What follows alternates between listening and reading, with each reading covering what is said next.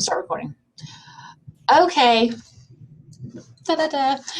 Today we're going to be talking about quizzes, and as you all know, quizzes in Moodle can be very frustrating, and so I spent the past couple of days really researching and finding the best practices and the best ways to go about setting up quizzes in your class.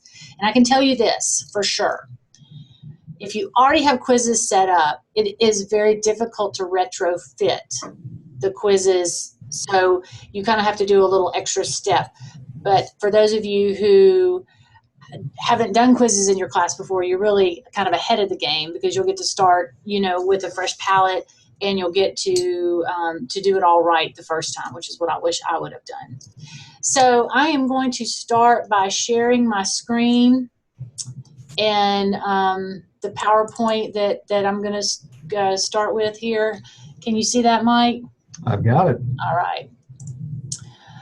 So, oh, there it goes.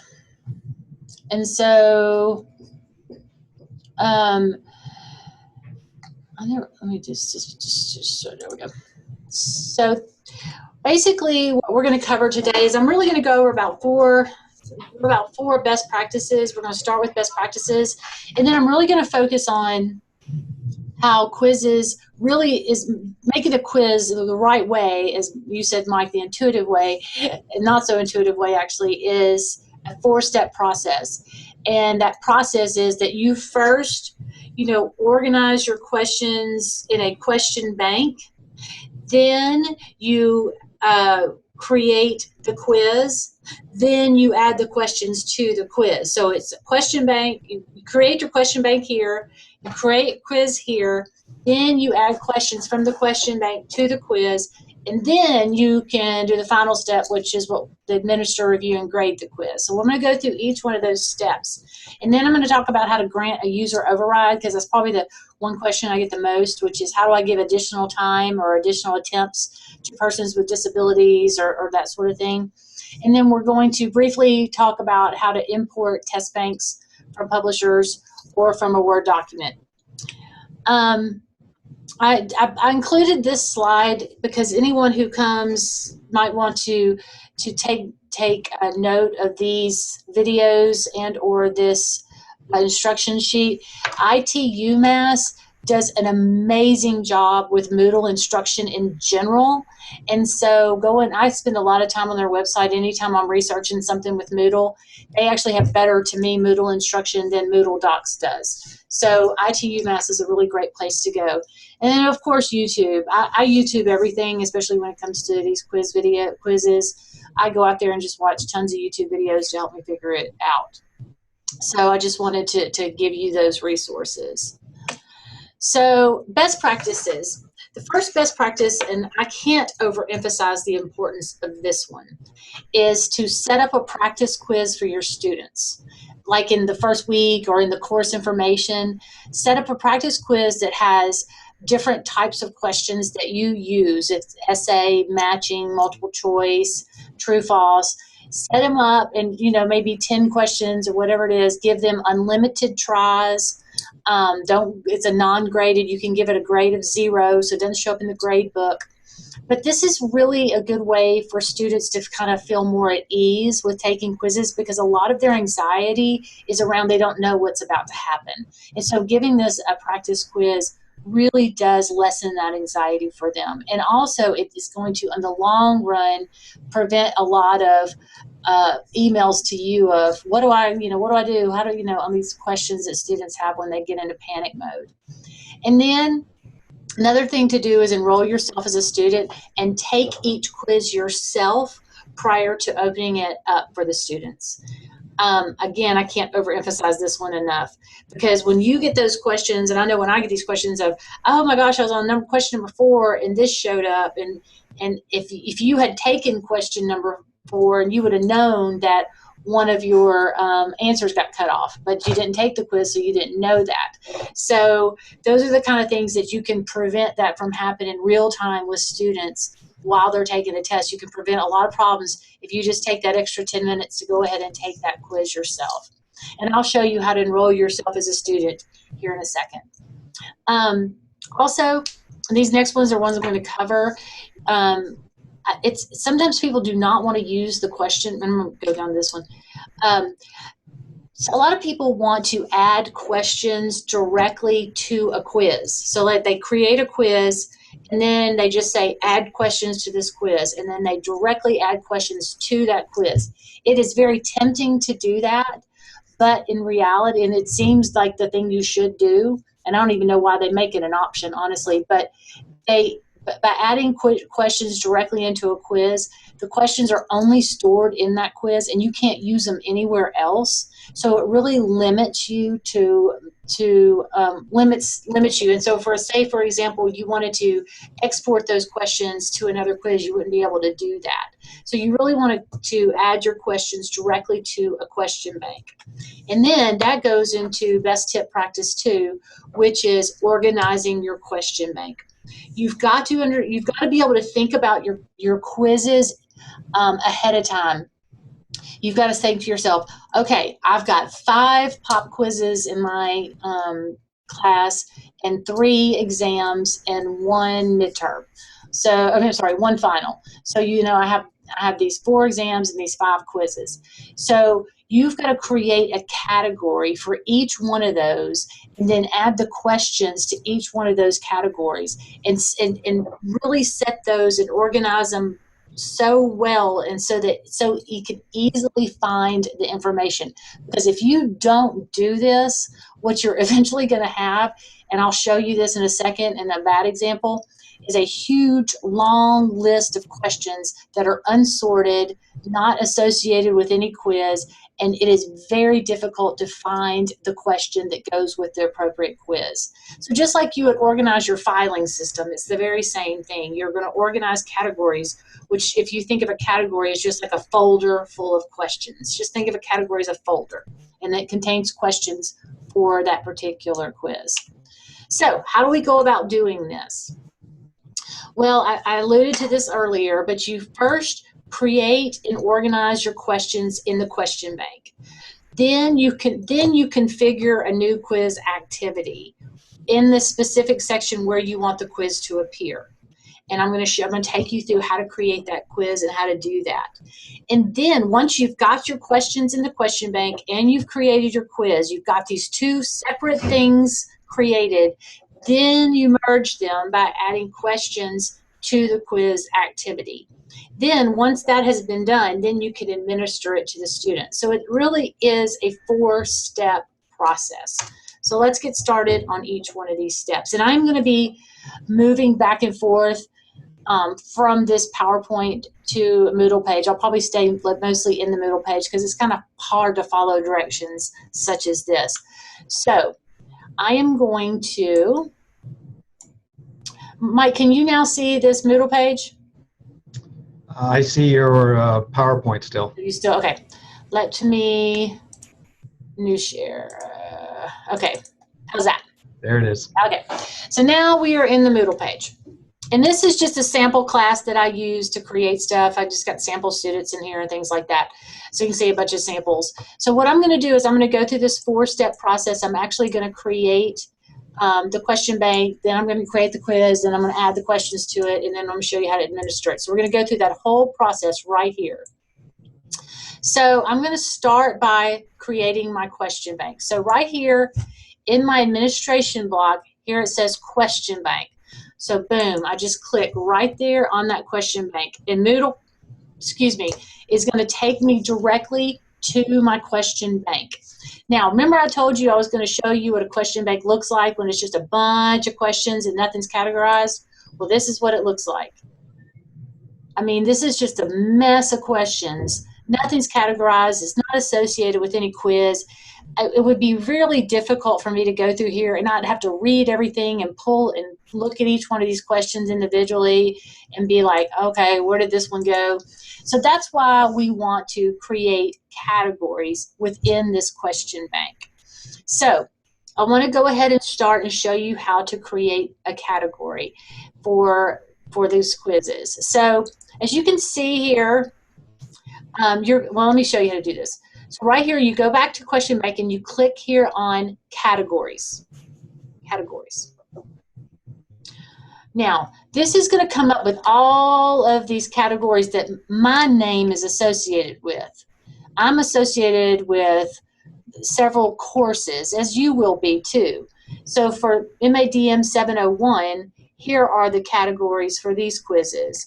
There's lots of these. As you can see, I have several pages of categories at this point, but I have just a lot that I'm associated with. But the top two really are mine, English 105 and 325. So as you can see, I've created a final exam and a practice test in my English 105. I haven't created anything in English 325. So here I am in this English 105. So I am going to create, I've decided I'm going to create a midterm. Let's just say I'm going to create a midterm. So in order to create a midterm, I first have to create a category. So I go down here to where it says add a category, and I'm going to say midterm. And I could do more description here if I want to. That's up to you. That's something like this person up here, as you can see, likes to add description. Sometimes if you do a lot of tests, adding that description could really be helpful. But just know that none of this is going to appear to the student. This only is for you or your identification. And also, I want to really talk to you about these categories here for a second, these parent categories. You're going to have about 3 defaults. You're going to have a default for your course, English 105, that's the course you're in. And then you're going to also have this default for session 1 and default for spring 2000. You're going to have several defaults here. I just want you to be very clear that if you put something out under spring 2016 or out under session 1, those are going to be viewable at anyone in the university. So anyone can access whatever questions or quizzes you put out under these 2 categories. So you definitely don't want to do that. I mean, if you wanted to share your quiz with another teacher, that would be a reason for you to put it out there. So for me, I want to stay here, right here in my English 105. So I want to make sure that the category that I am creating is associated with this particular class. So I'm going to say add category. And it's really just that simple. That's all that I have to do. So once I have created this category, I can click on, oh wait, I clicked on final exam, sorry. There's a lot of things you could do. I can go in here and if I say, oh, I screwed that category up, I can delete that category. I can edit that category and change its name or whatever. And then just because this is literally a filing system, it gives you these arrows to make some be indented and some not be indented. So it's just how you prefer for your categories to look. Okay, so I've created my categories, and now I need to go and add questions to that category. So once again, I'm going to go back to my, I'm going to go back to my question bank. And I go up here and use this breadcrumb up here. I go back to my question bank, and then I'm going to select my category. So I'm going to select midterm. So now as soon as I select midterm, all the questions go away. So now I can create new questions to add here to my midterm. I'm going to create 5 questions to show you 5 different question types and how to use them. So the first one I'm going to do is essay. I'm not going to do any of these calculated ones. That's a little more complicated, so I'll have to do that for another day. I'm going to do the easier ones. So essay is really straightforward. Just click add.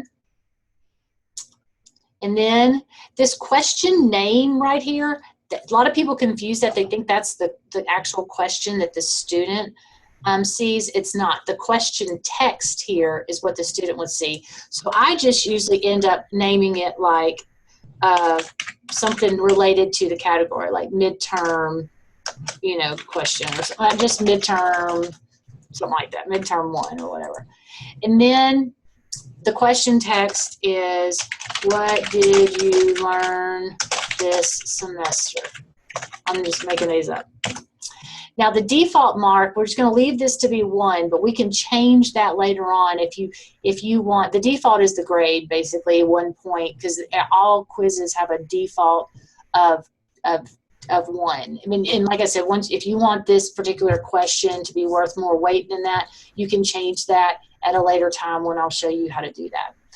And so then general feedback here, if you wanted to say good job or something like that to the student, that's what feedback is that general feedback that will pop up whenever they complete the question.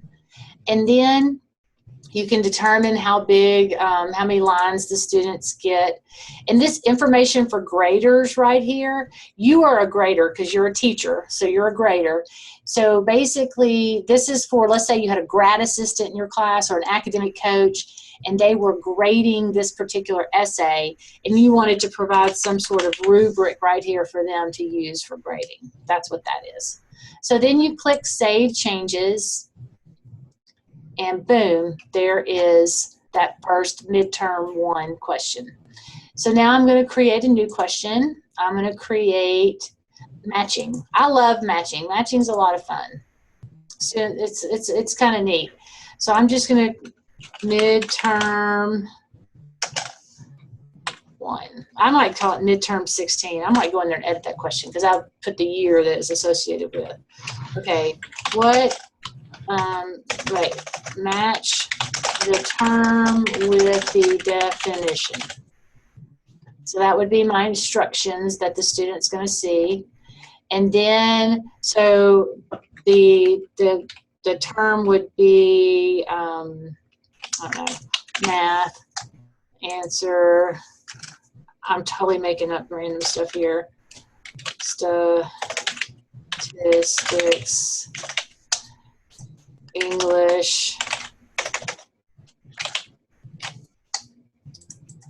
literature, and science. What can I say for science, Mike? Let me say psychology since Mike's here.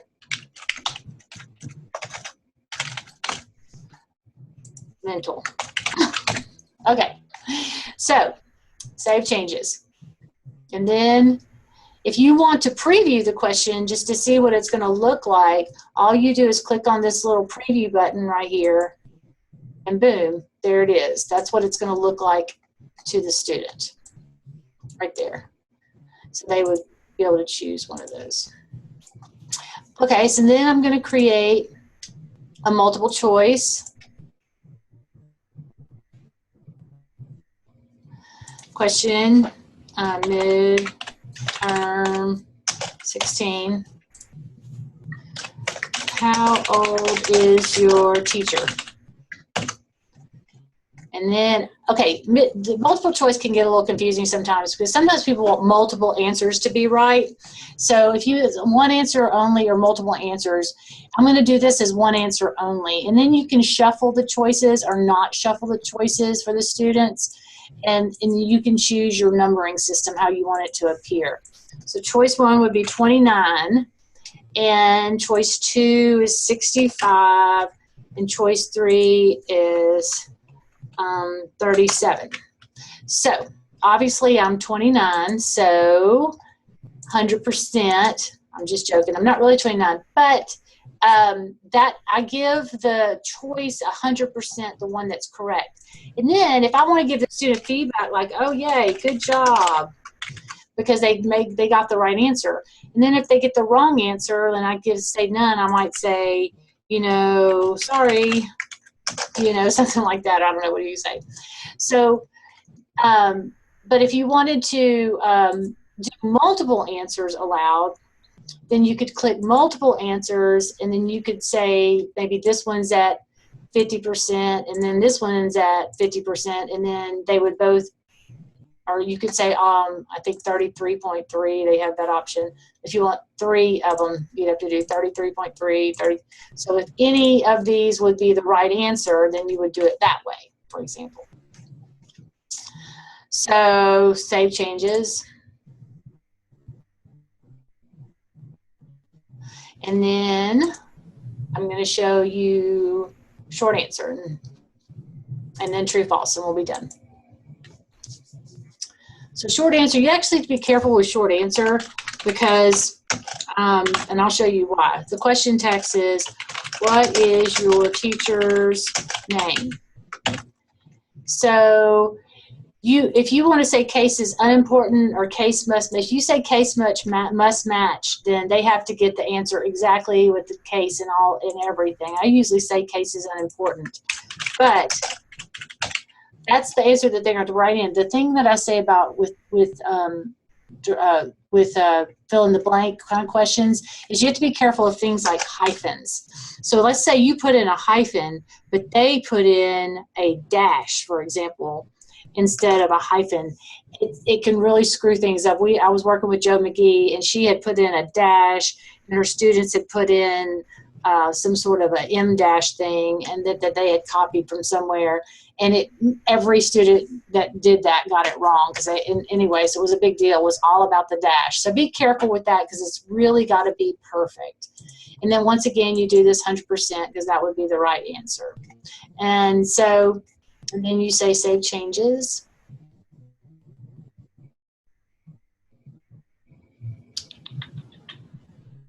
And then the last question is true, false, and those are real straightforward.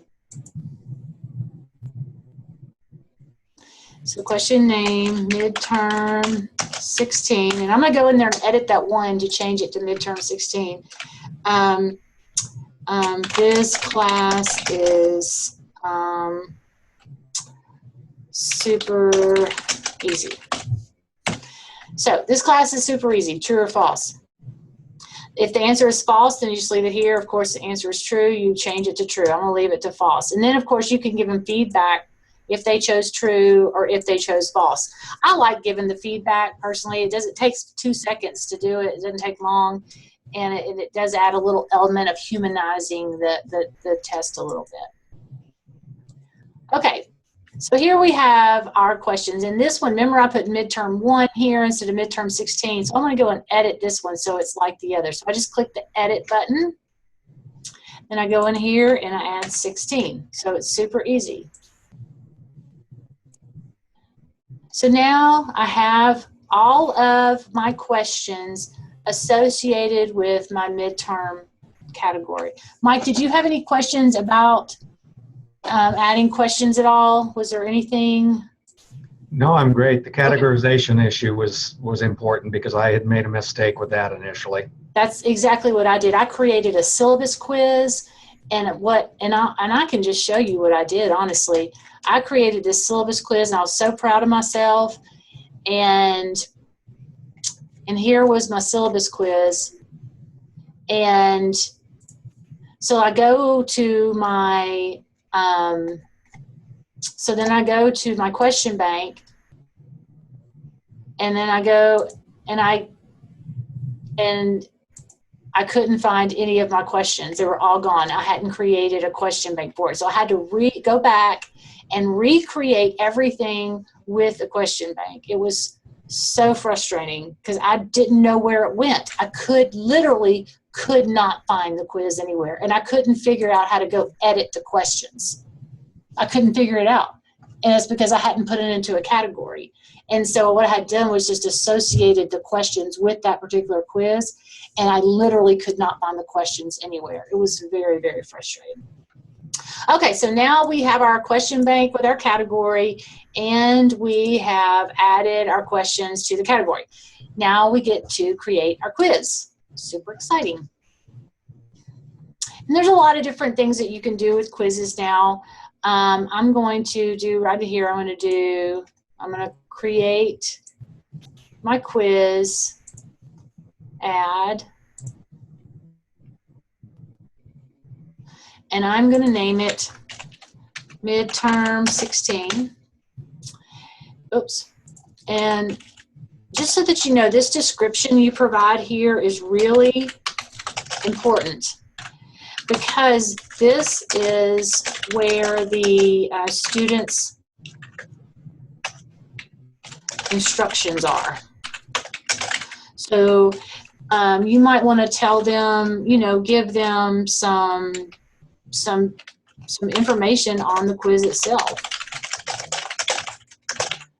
in your own words, because Moodle is going to give them some information, but sometimes it's better coming from you. So then we're going to go here in timing. Timing's pretty straightforward. Most people don't have a problem with this. They know when they want their quiz opened, and they know when they want their quiz closed. I'm going to close the quiz March 3rd. I'm going to open it, you know, March 2nd or whatever. Now, the time limit, if you want to enable a time limit, what I generally tell people, you know, depending on the type of quiz it is, open book, closed book, I mean, there's a lot of different ways. People generally know how long it takes to do a quiz, but generally it's about 2 minutes per question. So I'm going to give it 10 minutes. This is real important, this whole when time expires. This is your default. Open attempts are submitted automatically. If you have previous quiz, this is a new default for Moodle. The old default really was horrible, and it would let open attempts sit out there nonstop. And so I am strongly suggesting people who have older quizzes that they import to not keep their old default and to change it to open attempts are submitted automatically. Because what happens is sometimes for students, for random reasons, they go out to take a quiz, they go and review, and either they think they submitted it and they don't, and then their open attempt can just sit out there indefinitely, and you just don't want that to happen.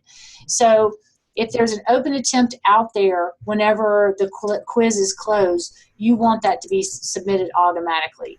Now, you do have other options. There can be, you can say, if an attempt is not submitted before the time expires, that's it. They're not counted, open, closed, or whatever. If you want to go that hard line, you certainly can do that. And then there's a grace period when open attempts can be submitted, but no more questions can be answered. So there's some people like to give that little grace period where they can, they maybe didn't, they forgot to submit, and they can just go submit even though they're not allowed to answer any more questions. So that's kind of who, you know, pedagogically where you stand. And then of course your grade. This is not really this is not really the grade for the quiz itself, honestly. If you have a category, someone could categorize as tests and finals, but the grade to pass, let's say you have it needs 70 or 70%. This is not in percentages. So this is only in points. So this is only a 5-question quiz. And so that's only, you can't have it to be more than 5 points at this time because that's all the points that are worth.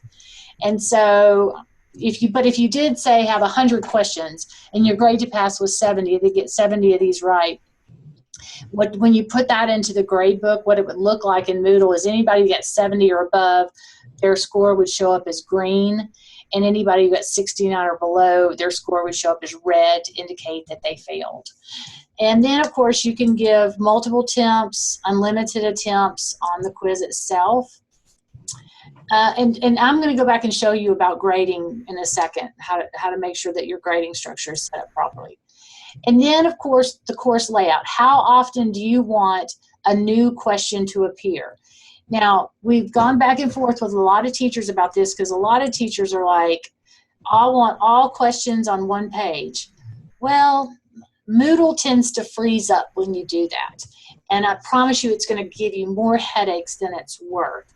So we strongly suggest really no more than 3 questions, maybe 5 on a page at one time.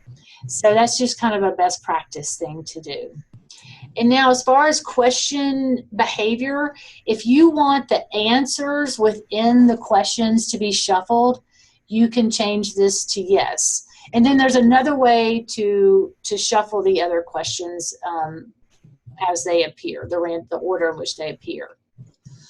And then here are your review options. Now this can get a little bit confusing for people, and so most of the time during the attempt, you don't want any of these. I don't know why these are grayed out right now. I've got to find out what is doing that. But immediately after the attempt, this is just, I don't know what is going on. This messed up in the last time I was doing it too. These things are not letting me click for some reason. I don't know what's going on with that and why it's messing up. Of course, when I attempted this just an hour ago, it was working just fine. But I was thinking of something like that, but Anyway, what these mean is this will show the student, and here I have this all listed right here for you. Hold on.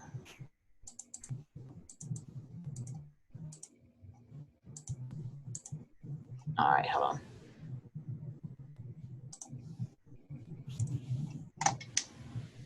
Can you see the PowerPoint now, Mike? It's there. Okay, so the review options are, if the attempt just shows what the student entered. All that's going to do, if you click that button, it's just going to say this is what the student entered. Whether it's correct or not, a lot of people don't want to mark that one because they don't want the student to know whether it was right or not until after the quiz is closed down. Marks, a lot of people keep this one marked as marks because it shows the numerical mark the student received. So it basically shows his or her score. So a lot of people want to see their score. You know, they might not know whether they got the particular question right or not, but they want to know their score after they've done their attempt. Specific feedback is just anything that you've written specifically for that student, which most times people don't do that. And general feedback is that general feedback that I was writing in there, like good job, that sort of thing, that general feedback. And then, of course, right answer is just what it seems to be, is it's going to provide the right answer to the student, like no, B was the right answer. And then general overall feedback, which is right down, I'm going to just stop my share. General overall feedback is right here, down here at the bottom. If you were to provide any general feedback right here, that's that feedback it's talking about for grade boundary. So like from 100 to 90%, you would provide this type of feedback. If it was a 70%, it would, or between 70 and 90, it would give this feedback. That's that overall feedback that it's talking about. So generally, what I tell people to do is just to mark the attempt and marks. And then, now it's working. And then to leave everything else off until after the quiz is closed. And then after the quiz is closed, they can see everything. They can see whether it's correct, the right answer, and all that kind of stuff. So this is generally how I set up my quizzes and how most people set up their quizzes. And then this extra restrictions on attempts. Now, this is not where you provide user overrides for people with disabilities, for example. That is not the purpose of this at all. You don't worry, the appearance, no deal. But let's say, for example, you were given a quiz and you only wanted half of the class to take the quiz for some reason. Like this half has taken this quiz and the other half has taken this other quiz. So you want to give each a password so that that group can only take this quiz. That is the reason you would do something like this. But not for a user override. And I'm going to show you that here in a second, how to do a user override. So save and display. Oops, my grade to pass is, something got put in there. Screwed that up.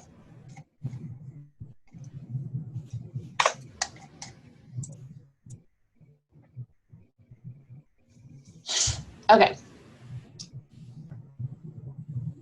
Now, so as you can see, this is what it's going to look like for the student. And I told you that you probably should enroll yourself as a student in your course to take the quiz. So I'm going to show you how to do that. And then I'm going to show you how to put extra, I'm sorry. No, I haven't done that. I haven't added the questions yet to the quiz.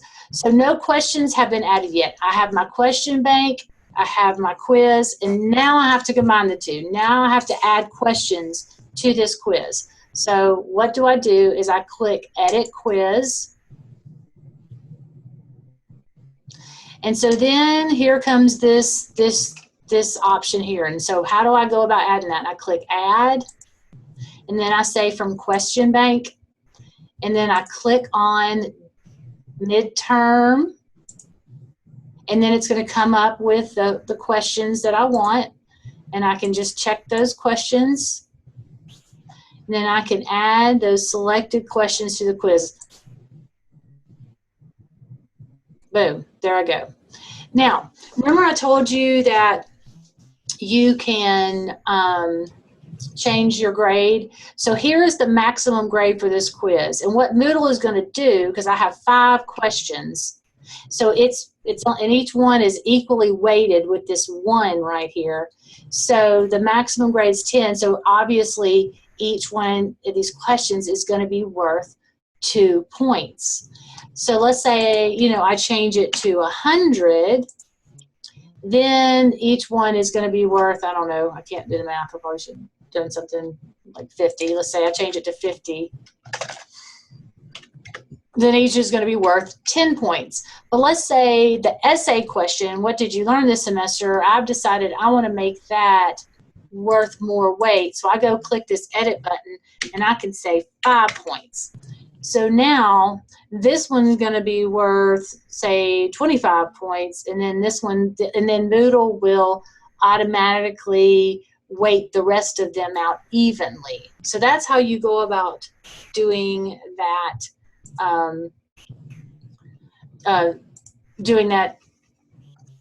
The weighting of each particular question. And now I wanted to show you that here is the shuffle button, which I think is very odd for the shuffle button to be right here. I think it should be in the quiz setup. But anyway, if you want the questions to be shuffled when the students get them, you just click this button right here, and then the questions themselves will be shuffled. So one will get one, you know, remember one will be different for everyone. And right here, you can also repaginate. If you wanted to move these pages, add a page break here, add a page break here, you can easily move these page breaks around as easily as you want. If you decide, okay, I want a new page every question or something like that, those are easy to do, and they're easy to, and then you can move these questions around and Moodle will reorder them. So this is the page where you just you can just do anything you want with your questions, and they're all going to be associated with your midterm 16 quiz. Okay, so now we have it all. We're going to hit save. Must save. A lot of times we forget to save. So now we go to midterm 16. So now our quiz is ready to go. We got 10 minutes. So I'm going to enroll myself as a student and take this quiz so that you can see how to do that. There's this switch role to student, which you can do that and take the quiz. I just find that it's best to go ahead and enroll yourself as a student and then switch your role to student. It just seems to work better. So here under course administration, click users and click enrolled users. And then I've added a bunch of DOE students to this class, but here, I'm going to delete that. Here is my name, Christy Weeks, and yours will be something like this. All you do is you click on the little blue man here, and you'll see all the different roles. So I just click on the student role, and bam, it just automatically enrolls me as a student. I don't have to click enroll users or anything like that. So I'm now enrolled as a student. So now I'm right over here. I'm going to switch my role to student. Okay. And now that I've switched my role, I don't have permissions to see that page. So now I'm going to take the midterm 16 test. And I always take my quizzes so that I can see what they look like. Oh my gosh. I didn't know I put a quiz password in. Did you? That is hysterical. I didn't see that I did that. See, that's why you take your quizzes. That's the reason right there. Oh my gosh, that was the greatest thing that ever happened. Oops.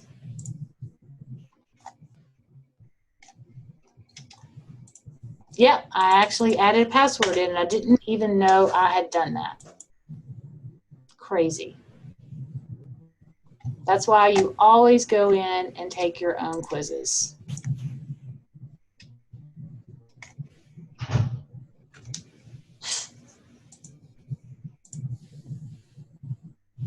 And also it's good to see what the students see. You know, the students have this ability to navigate and to move around, and a lot of teachers don't even know that they have that ability, and or that there's a timer over here, that sort of thing. So anyway, I just wanted to show you that. Now I'm going to show you how to give a student with a disability an extra time on the quiz. So I'm going to go to midterm 16. Then right down here it says user override. So I'm going to click user override, and then I'm going to click add user override. And then here's a list. I'm going to add Ann Doe, and I'm going to give her, and then I just say when the quiz is going to be open and when it's going to be closed, and I'm going to give her 15 minutes and 2 attempts, because that's what her disability says. And then I click save. And you can require a password for Ann if you want to. A lot of people like to do that just to make sure that she's the only person that gets that extra time or that extra attempt. So some people like to add a password to that. But that's it. That's it. That's all you do. It's super easy. And then the last thing that I was going to show was about importing quizzes from test banks or from Word documents. And so the hard, cold truth of the matter is there's really only 4. Once you have a quiz that's in a document, hand entering the questions one by one is really the most common way to go about doing it. But it can be extremely painful. Although many teachers go ahead and they want to hand convert it to the Aiken format. So what is the Aiken format? Aiken format is when you have to create your questions so that they look exactly like this. There can be absolutely no deviations. The caps are critical. The caps for this answer C, all caps, these caps, the periods after the answers, everything must look exactly like this. Any deviation will cause an error. So if you want to create your questions in Word and use this Aiken format, it will easily import into Moodle. It really will. But what I always tell people is that the most used common technique, and this is something that people often will do, if you have a test bank from a publisher that you want to use, is call the publisher and ask them to create it, convert the test into Aiken. And this is what Scott says. Maybe even be crappy and say next time we change textbooks. That is where Scott's words. So generally the publisher will take care of it if you bug them enough, because they want your business. And so, but let's just go about and look into Moodle as to how you go about doing this import. So I've gonna go ahead back to my question bank, and here when I say import, boom. And here are the different file formats that you can import from. And literally, if it's in an Aiken format, the Word document, you just drag and drop that document right here, and boom, you're good to go. Now, let's say you have decided that this midterm, you have it in this English 105 class, and you want to give that same midterm to another course, a similar course that you have. Well, you will need to export those questions from this course and then import them into your new course. So all you do is just go to the question bank, click export, and then you pick your category, which would be midterm, and then you click Moodle XML format, and then you export those questions to the file, and that file will come up right here. Super easy. It's right here. And then I go into the course that I want to import it into, and I go down here, question bank, import,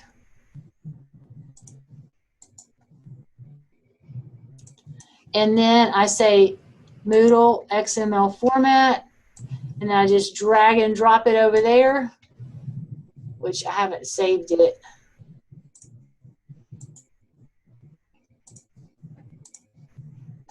but I didn't save it, so I need to save it. But anyway, and you just drag and drop it from Moodle, and then click import, and then you have that quiz question in your other class. So it's super easy. Do you have any questions, Mike? I know you have to leave. No, that's great. Did that help? Yeah, I got a lot of help out of this, especially the issue of categories and being able to find things again, not having that big long spaghetti map. Oh, okay. Oh, Deepa's here. I didn't see her. Hey, Deepa. Well, good. I'm glad. Did I answer your question, Deepa? Deepa asked, how are the points allotted for the match question? I don't know. I think that, I don't know. I have to check on that and get back to you, but I know that each question, I don't know if you can do that. I do not know. That's a great question. I'll check on that and get back to you, okay? Sorry about that. I have to ask Scott about that. I'll probably have to just Google it and figure it out. If you want to stay on, I can do that, Deepa, or you and I can do that on a separate time. But that was really all I had to cover, and I was going to email you guys out the PowerPoint, and I'll email you out a copy of the webinar too. Let me do this. So that's